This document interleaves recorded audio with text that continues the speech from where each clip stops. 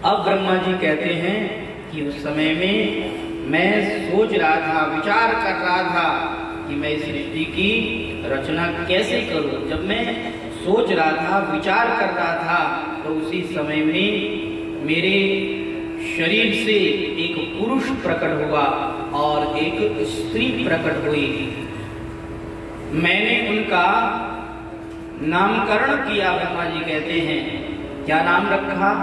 उनका नाम रखा मनु, क्योंकि ब्रह्मा के शरीर से वो प्रकट हुए और ब्रह्मा के मन के अनुकूल, ब्रह्मा जैसा चाहते थे बिल्कुल वैसा ही उनका स्वभाव और वैसा ही उनका रूप था, मन के अनुरूप था, इसलिए उनका नाम मनु हुआ। और ब्रह्मा स्वयंभू है, स्वयं उन्होंने बनाया है उनको, तो स्वयंभू होने के कारण उनका नाम भी स्वयंभू मनु हुआ। और वो जो स्त्री थी वह बहुत सुंदर थी। ब्रह्मा के हृदय से काम प्रकट हुआ, स्तन से धर्म प्रकट हुआ। धर्म उन दोनों के बीच में है। जब ब्रह्मा जी काम की ओर देखते हैं तो ब्रह्मा जी का मन विचलित हो जाता है, धर्म की ओर देखते हैं तो ब्रह्मा का मन शांत हो जाता है और ब्रह्मा उस समय में माला घुमाने लग जाता है। तो ब्रह्मा जी ने कहा मैं जैसा चाहता था बिल्कुल ठीक वैसे ही हुआ है। ये स्त्री और ये पुरुष, इन दोनों के संयोग से सृष्टि की रचना होगी, लेकिन बीच में धर्म रहना चाहिए। ये बीच में धर्म है, ये खुशी की बात है। ब्रह्मा ने आज्ञा दी और कहा कि तुम धर्म के आश्रित रहना और धर्म का अवलंबन करते हुए तुम दोनों गठबंधन कर लो, तुम दोनों विवाह कर लो। तो ब्रह्मा जी ने धर्म को बीच में रख करके उन दोनों का विवाह करा दिया और उन्होंने प्रवृत्ति मार्ग को स्वीकार कर लिया। अब वहां और भी ऋषि मुनि थे जो शत्रुपा को देख करके ललचा रहे थे कि इनका हमारे साथ में विवाह हो जाए, लेकिन ब्रह्मा जी ने उनका मनु महाराज के साथ में विवाह कर दिया। तो सब के सब लोग शांत बैठ गए, कहा कोई बात नहीं, ब्रह्मा जी की जैसी इच्छा। श्री नारद जी महाराज को ब्रह्मा जी ने कहा कि देखो ये जितने भी ऋषि मुनि हैं इन सबसे कह दो कि हम तुम्हारा भी ध्यान रखेंगे। अभी तो इनका विवाह कराया है, आप लोगों का भी विवाह कर दिया जाएगा। समय आने पर हम आपका भी विवाह करा देंगे, आपका भी गठबंधन करा देंगे। श्री नारद जी महाराज ने कहा आप इन सब का भले ही ख्याल रखना, लेकिन मेरा ख्याल मत रखना, मेरा विवाह मत कराना, मैं इस प्रवृत्ति के मार्ग में नहीं पढ़ना चाहता हूँ। कहा अरे नारद कैसी बात कर रहे हो, बिना स्त्री के तुम अधूरे हो, इसीलिए तो स्त्री को अर्धांगिनी कहा गया है। स्त्री और पुरुष दोनों मिल करके ही एक होते हैं, बिना स्त्री की तुम अधूरे रहोगे। देखो स्त्री अगर तुम्हारे पास रहेगी तो घर में सुख शांति पूर्वक रहोगे, तुम घर पर आओगे तो भोजन बनाया हुआ मिल जाएगा, घर की साफ सफाई मिल जाएगी, घर में कोई मेहमान आ गया तो उनकी आओ भगत भी हो जाएगी। स्त्री अगर घर में होगी तो तुम्हारा सब काम सुव्यवस्थित चलेगा, और स्त्री नहीं होगी तो तुम्हें दर दर ठोकरें खानी पड़ेगी, दर दर भिक्षा मांगने के लिए जाना पड़ेगा। कहीं भी नहीं मानो तो तुम भी विवाह कर लो, तुम्हारा भी हम विवाह करा देते हैं। नारद जी महाराज ने कहा हमें ऐसे एक नहीं होना है। आप कहते हैं स्त्री अर्धांगिनी है, स्त्री और पुरुष दोनों मिल करके एक होते हैं। महाराज मैं आधा ही सही, लेकिन अगर मैं भगवान के साथ मिलूंगा तो मैं आधा और भगवान एक, हम डेढ़ हो जाएंगे। स्त्री और पुरुष मिलकर के तो एक ही होंगे और मैं और भगवान मिलकर के हम डेढ़ हो जाएंगे, तो हम तो ज्यादा ही होंगे। इसलिए हम इस प्रवृत्ति के मार्ग में नहीं पड़ेंगे, हम तो बस निवृत्ति मार्ग को ही अपनाते हैं। तब ब्रह्मा जी नारद जी महाराज से कहते हैं कि देखो नारद जी, वैसे देखा जाए तो इस दुनिया में निवृत्ति मार्ग मार्ग ही सबसे श्रेष्ठ मार्ग है। लेकिन इस संसार के अंदर कई वर्षों से व्यक्ति घूम रहा है 84 लाख योनियों के चक्कर में, और हमेशा वह आसक्त ही रहा है। वासना की आसक्ति के कारण सबका मन उस तरफ ही जाता है, प्रवृत्ति की ओर ही लोगों का खिंचाव होता है। इसलिए अगर तुम निवृत्ति मार्ग को ठीक ढंग से अपना सकते हो, उस मार्ग पर ठीक ढंग से चल सकते हो, तो यह बहुत अच्छा है, क्योंकि निवृत्ति मार्ग में किसी तरह का कोई झंझट नहीं रहता है। लेकिन इस मार्ग पर चलना बड़ा कठिन है, ये खांडे की धार है, इस पर सही ढंग से चलना ये बहुत बड़ी बात है। जैसे एक तो व्यक्ति मैदान में युद्ध करता है और एक किले के अंदर युद्ध करता है, तो मैदान में युद्ध करना तो बहुत मुश्किल होता है, क्योंकि चारों ओर से अस्त्र शस्त्र आ जाते हैं। लेकिन जो किले के अंदर होता है वो तो मस्ती से रहता है। अगर कोई युद्ध करने के लिए भी आ गया तो किले का उसको सहारा रहता है, वह जल्दी से हराया नहीं जा सकता है। लेकिन जो मैदान में हो उसकी तो बड़ी मुश्किल होती है। तो ऐसे ही ये जो तुम्हारा निवृत्ति मार्ग है, ये मार्ग बड़ा कठिन है, लेकिन इस मार्ग पर जो सुव्यवस्थित ढंग से चलते हैं वो सदा मस्त रहते हैं, उनको किसी तरह की कोई कमी नहीं आती है। लेकिन यह प्रवृत्ति मार्ग भी, यह भी कोई गलत नहीं है। जो व्यक्ति प्रवृत्ति मार्ग में प्रवृत्त होता है, उस व्यक्ति को एक बात का ख्याल रखना चाहिए, क्या कि जैसे मनु महाराज ने धर्म को बीच में रखा, ऐसे ही सबको धर्म को बीच में रखना चाहिए। बिना धर्म के अगर प्रवृत्ति मार्ग में प्रवेश करेंगे तो पतन ही पतन है, और अगर धर्म को बीच में रखा है, प्रवृत्ति मार्ग में प्रवेश कर रहे हैं, तो आपका पतन नहीं होगा। गीता में भी भगवान कहते हैं कि धर्मा विरुद्धो भूतेषु कामोस्मि भरतर्षभ। हे भरतर्षभ अर्जुन, इस संसार के अंदर जो धर्म युक्त काम है, वह काम मेरा स्वरूप है, वह काम मेरी विभूति है। तो धर्म को बीच में रख करके ही इस संसार के अंदर व्यक्ति को लगना चाहिए। अगर धर्म छोड़ दिया तो फिर तो पतन ही पतन है। व्यक्ति को चाहिए कि वह धर्म को नहीं छोड़े। पूर्व संस्कार बस स्वभाव के अनुसार व्यक्ति को इस संसार में कार्य करने पड़ते हैं, लेकिन जो धर्म का आश्रय रखता है उसका कभी भी पतन नहीं होता है। कई लोग अपने स्वभाव के अनुसार, अपने संस्कार के अनुसार अपने गुरुजनों की बात मानते हैं, अपने स्वभाव के अनुसार ही मानते हैं। जैसे माता पिता कहते हैं कि विवाह कर लो, तो विवाह का कहा जाए उस समय में बड़ी आनाकानी करते हैं, मना करते हैं, नहीं हम विवाह नहीं करेंगे, अभी हमारा विवाह नहीं करना, अभी तो हमें पढ़ाई लिखाई करनी है। कितने नाटक करते हैं, लेकिन विवाह करने की तो मन में रहती है। फिर विवाह हो जाता है तो क्या कहते हैं माता पिता की आज्ञा थी इसलिए विवाह करना पड़ा। माता जी तो रोने ही लग गई थी, क्या बताएं, माता जी की आज्ञा का पालन करने के लिए विवाह करना पड़ा। अब आप इतने ही मातृभक्त हो, इतने ही पितृभक्त हो, तो माता पिता तो आपको यह भी कहते हैं कि आपको संध्या करनी चाहिए, पूजा करनी चाहिए, मंदिर में जाना चाहिए, धर्म का पालन करना चाहिए। माता पिता यह भी तो बात कहते हैं। अब इस बात को कौन कौन मानता है? इस बात को मानते समय में तो आपकी ये पितृभक्ति मातृभक्ति जंगल में घास खाने चली जाती है। जब अपना स्वार्थ हो, अपने स्वभाव के अनुसार, अपने पूर्वानुसंस्कार के अनुसार काम हो, तो उसमें हम माता पिता की आड़ ले लेते हैं, कहते हैं कि बस हमने तो इनकी आज्ञा का पालन ही किया है।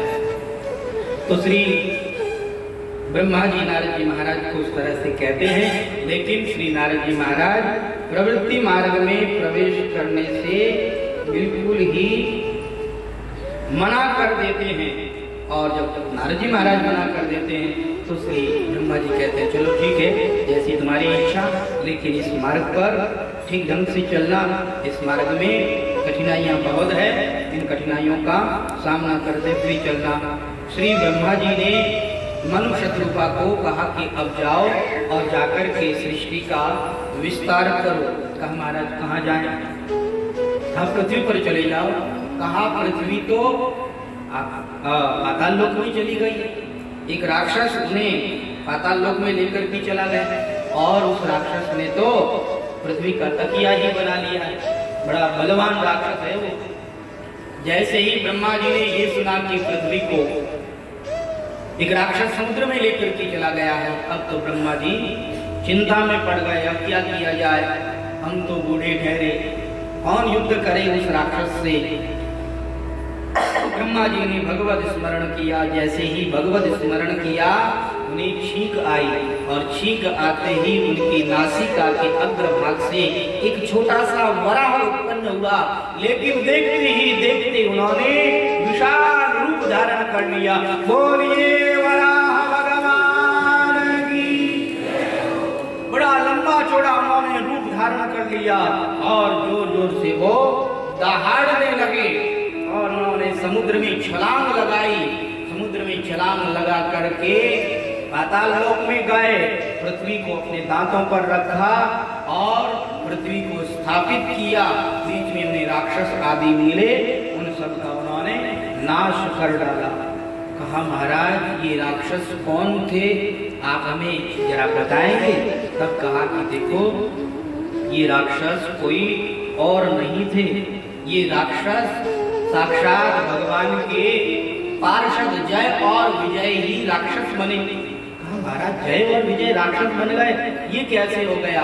तो कहा देखो सनकादि ऋषि मुनि एक बार वैकुंठ लोक में भगवान का दर्शन करने के लिए गए, लेकिन उन्हें देख करके तो जय विजय ने रोक दिया।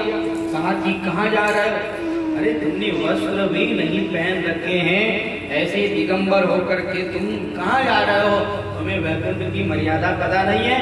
अभी भगवान विश्राम कर रहे हैं, आपको भीतर नहीं जाने दिया जाएगा। भगवान के सेवकों को सनकादि ऋषि मुनियों को भीतर जाने से रोका।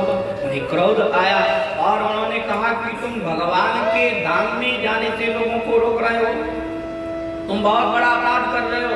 भगवान के धाम में जाने से रोकना ये भगवान के सेवकों का काम नहीं, ये तो राक्षसों का काम होता है। इसलिए जाओ, हम तुम्हें शाप देते हैं कि तुम 3 जन्म तक राक्षस बनोगे। अब तो वो दोनों सनकादि ऋषि मुनियों की श्री चरणों में गिर गए। महाराज महाराज हमारे उद्धार का भी तो कोई उपाय कर दीजिए। आपने श्राप दिया, अच्छा किया, क्योंकि हमने गलती की, हमें अपनी गलती का भान हुआ। हमारा सुधार करने के लिए आपने हमें दंड दिया, श्राप दिया, अच्छा किया। लेकिन महाराज हमारी मुक्ति का भी कोई उपाय कर दीजिए। हम आपसे यह प्रार्थना करते हैं कि हम राक्षस की योनि में भले ही चले जाएं, लेकिन हमें उस योनि में भी भगवान की याद बनी रहे, हम भगवान को भूले नहीं। बस यही हमारे पर आप कृपा कर दें। संत महापुरुषों से अगर कोई ये कह दे कि हम भगवान को नहीं भूले, ऐसी आप कृपा कर दें, तो संत महापुरुष तो उस पर रीझ जाते हैं, अपना सारा कृपा वात्सल्य उस पर बरसा देते हैं। आज सनकादि ऋषि मुनि राजी हो गए, प्रसन्न हो गए। कहा कोई बात नहीं, गलती हो गई तुमसे और हमने तुम्हें दंड दे दिया, राक्षस बनने का हमने श्राप दे दिया, परंतु हम तुम्हें आज यह एक वरदान देते हैं कि उस राक्षस की योनि में भी भगवान स्वयं तुम्हारा उद्धार करने के लिए आएंगे और हमेशा तुम्हें भगवान की याद बनी रहेगी। कभी भी तुम भगवान को भूलोगे नहीं, ऐसा आशीर्वाद भी सनकादि ऋषि मुनियों ने दे दिया। इतने में हमारे भगवान भी वहाँ प्रकट हो गए। बोलिए आनंद कंद भगवान की। भगवान प्रकट हुए और भगवान ने प्रकट होकर के सनकादि ऋषि मुनियों से माफी मांगी। कहा आप मुझे माफ करना, मेरे सेवकों ने आपको रोक दिया। ऐसा कहा गया है कि सेवक की गलती स्वामी की ही मानी जाती है, तो मैं अपने सेवकों की ओर से आपसे क्षमा याचना कर रहा हूँ, आप मुझे माफ कर दीजिए। अब तो सनकादि ऋषि मुनियों के नेत्र सजल हो गए। प्रभु आप ये क्या बात कर रहे हैं, आप हमसे माफी मांग रहे हैं? नहीं नहीं प्रभु, ऐसे आप उल्टी गंगा मत बहाइए।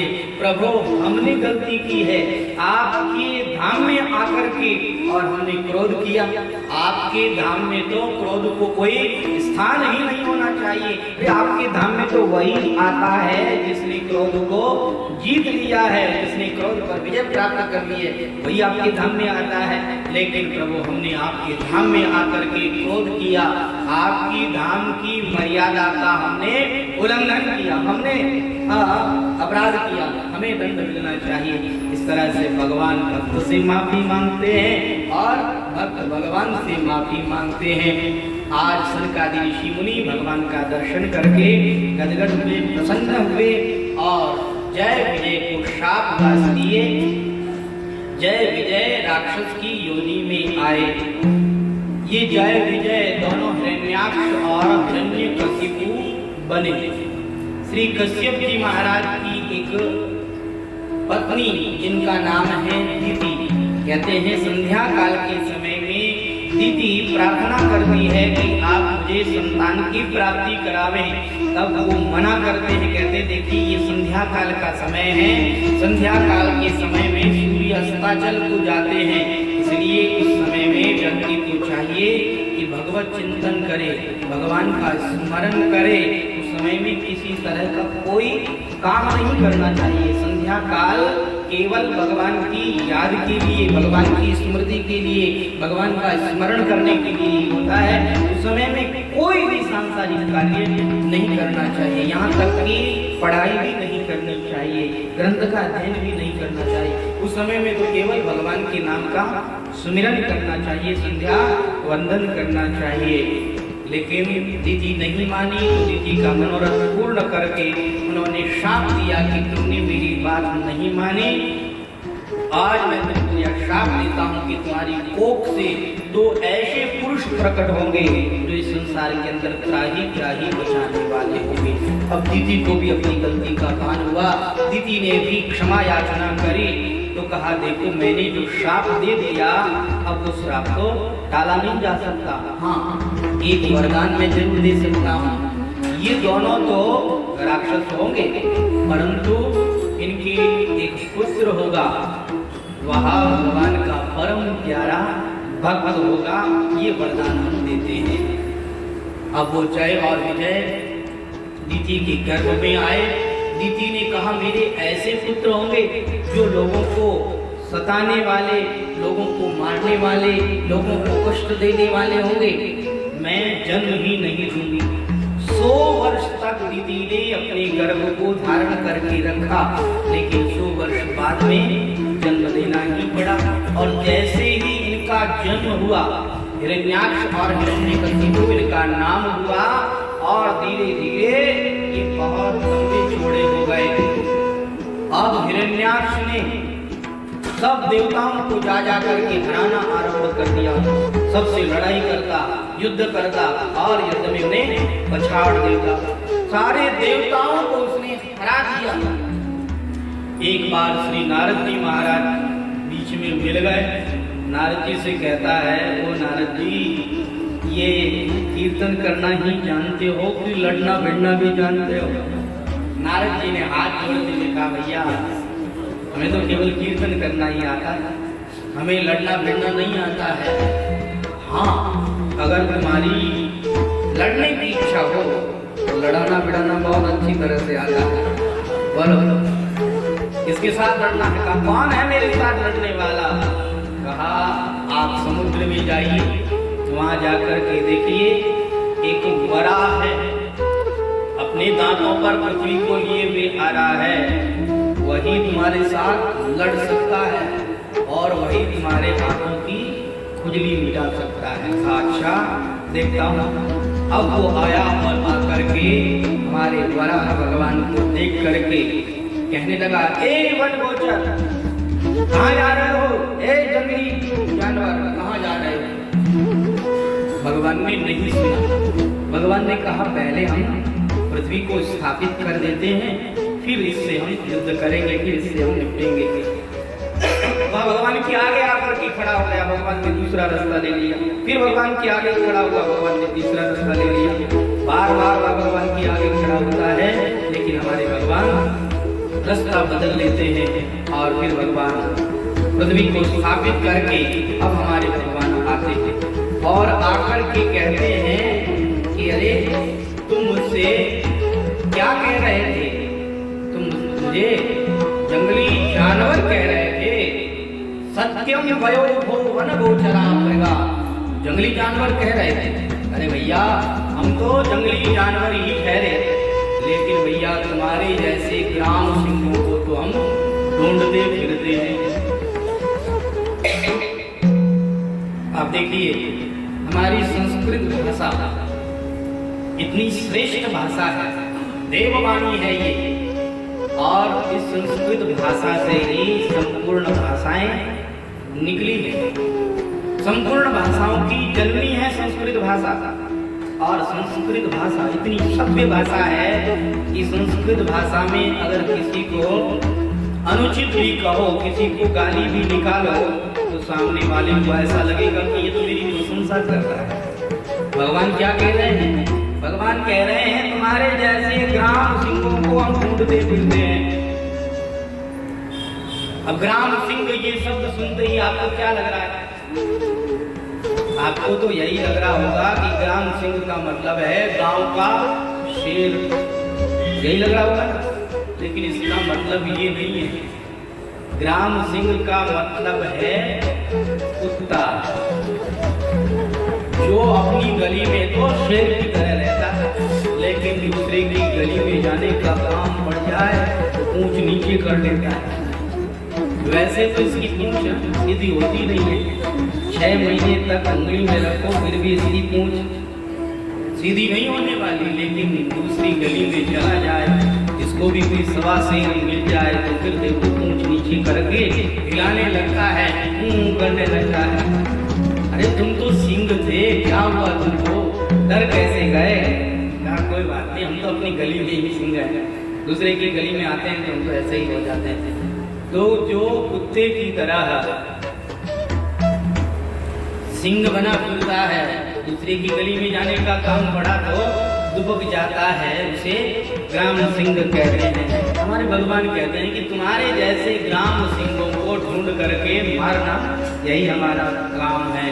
अब तो उसने भगवान पर वार किया, भगवान ने उस पर वार किया और युद्ध छिड़ गया। युद्ध करते करते बहुत देर हो गई। जब बहुत देर हो गई, देवता लोग कहने लगे प्रभु क्या कर रहे हैं, जल्दी इसे मार डालिए, अगर सायंकाल हो गया तो इसकी शक्ति दुगनी हो जाएगी, प्रभु जल्दी कीजिए। जैसे ही भगवान को ये प्रार्थना करेंगे, हमारे भगवान ने देवताओं के देखते ही देखते एक तमाचा उसको मारा। एक तमाचा मार गई तो सीधा उल्टे गिर गया, नीचे गिर गया, मर गया वो। लेकिन देवताओं को विश्वास नहीं हो रहा है, एक तमाचे से इतना बड़ा पहलवान, इतना बड़ा योद्धा कैसे मर सकता है, उन्हें विश्वास नहीं हो रहा है। लेकिन अभी तक वो उठ भी तो नहीं रहा है। एक देवता कहते हैं देखो भगवान ने हमें इस राक्षस से मुक्ति दिलाई है, भगवान ने इस राक्षस को मार गिराया है, चलो चल करके भगवान की स्तुति करते हैं। कहा भैया अगर तुम नहीं मरा होगा और हमने भगवान की स्तुति करी तो भगवान के साथ युद्ध वो बाद में करेगा, पहले हमको देखेगा। तो देवता लोग बड़ी चालाक है, बड़ी सावधानी से काम करते हैं। देवता आए, कहा स्तुति न करें वो भी अच्छा नहीं, स्तुति नहीं करें तो भगवान नाराज हो जाएंगे, कहेंगे हमने तुम्हारे लिए इतना बड़ा कार्य किया और तुम कुछ कह ही नहीं रहे। स्तुति न करें तो भगवान नाराज, और स्तुति करें तो यह रण्याक या में नहीं छोड़ेगा। तो वो लोग आए और आकर के भगवान को हाथ जोड़ करके कहते हैं अहो इमाम कौन लभेत संस्थिति में, आहा ये हिरण्याक्ष इतना भाग्यशाली है, प्रभु इस हिरण्याक्ष को दो ऐसी गति मिली है जो गति बड़े बड़े योगियों को भी नहीं मिलती। यम योगिनो योग समाधि ना रहो। जो योगी लोग योगाभ्यास करते हैं, जो हमेशा समाधि में रहते हैं, हमेशा जो आपका ध्यान करते रहते हैं, उनको भी जो गति नहीं मिलती, वह गति इस हिरण्याक्ष को मिल गई है। वाह, कितना भाग्यशाली है ये हिरण्याक्ष। भगवान ने कहा ये देवता लोग मेरी स्तुति कर रहे हैं कि हिरण्याक्ष स्तुति कर रहे हैं। अपने चरण से उसके उल्टे पड़े हुए शव को भगवान ने सीधा कर दिया। जैसे ही उसका शव सीधा हुआ, देवताओं ने कहा हम तो ऐसे ही डर रहे थे, ऐसे ही घबरा रहे थे, तो मना हुआ है। अब देवता लोग कहने लगे प्रभु ये बड़ा दुष्ट था, इसने हम लोगों को बड़ा कष्ट दिया था। प्रभु जब चाहे तब ये किसी के भी लोक में पहुंच जाता और कहता हमारे साथ युद्ध करो। इसकी भुजाओं में बड़ा बल था महाराज, इसने इनको बहुत सताया था। इसके कारण हम लोग अपने लोक में भी सुरक्षित नहीं थे। इसके कारण हम लोग शांति पूर्वक नहीं रह पा रहे थे। लेकिन प्रभु इस दुष्ट को आपने मार दिया, बड़ा अच्छा किया। देवताओं ने भगवान की स्तुति गाई और देवता लोग अपने अपने लोक को चले गए। तो ये हिरण्याक्ष और हिरण्यकशिपु दोनों सनकादि ऋषि मुनियों के शाप से ही इस संसार में आए थे और पहले जन्म में हिरण्याक्ष हिरण्यकशिपु बने, दूसरे जन्म में रावण और कुंभकर्ण बने, तीसरे जन्म में शिशुपाल और दंतवक्र बने। कंस भगवान के रूप में से नहीं है, कंस अलग अलग। तो हिरण्याक्ष हिरण्यकशिपु, रावण कुंभकर्ण और शिशुपाल एवं दंतवक्र, 3 जन्म तक भगवान ने प्रकट हो करके उनका उद्धार किया। क्योंकि भगवान कभी भी भक्त की बात को नीचे नहीं गिरने देते हैं। भक्त की बात का भगवान ध्यान रखते हैं। भक्त ने जिस किसी को जो भी वरदान दे दिया है, भगवान पहले उस वरदान को पूर्ण करते। सनकादि ऋषि मुनियों ने वरदान दे दिया कि भगवान उद्धार करने आएंगे, तो भगवान समय समय पर अवतार ग्रहण करते हैं और अवतार ग्रहण करके भगवान अपने भक्त का वचन पूर्ण करते हैं। भक्त का भगवान वचन निभाते हैं। राक्षसों को भगवान मारते हैं और राक्षसों को मार करके भगवान भक्त के वचन को निभाते हैं। और भक्त भी भगवान के अलावा और कुछ नहीं चाहते हैं। भक्तों को भगवान के अलावा और कुछ अच्छा भी नहीं लगता है। भगवान की चर्चा करना, भगवान की कथाओं को गाना और भगवान के नाम का सुमिरन करना, यही भक्तों को अच्छा लगता है। ये संसारी लोग जो कुछ भी चिंता करने लग जाते हैं, कुछ भी चिंतन करने लग जाते हैं, कुछ भी बोलने लग जाते हैं, कुछ भी गाने लग जाते हैं, कुछ भी पढ़ने लग जाते हैं, लेकिन जो भगवान के भक्त होते हैं वो भगवान के अलावा और किसी में अपना मन जाने ही नहीं देते हैं। जिस ग्रंथ में भगवान की लीलाओं का वर्णन हुआ हो उसी ग्रंथ को पढ़े लेते हैं। संसारी लोग तो उपन्यास भी पढ़ लेते हैं, कुछ भी पढ़ लेते हैं, लेकिन हमारे जो भक्त होते हैं वो केवल और केवल भगवान की कथाओं का ही गान करते हैं, भगवान की कथाओं को ही पढ़ते हैं। इसलिए किसी भक्त ने कहा है कि जिस भजन में राम का नाम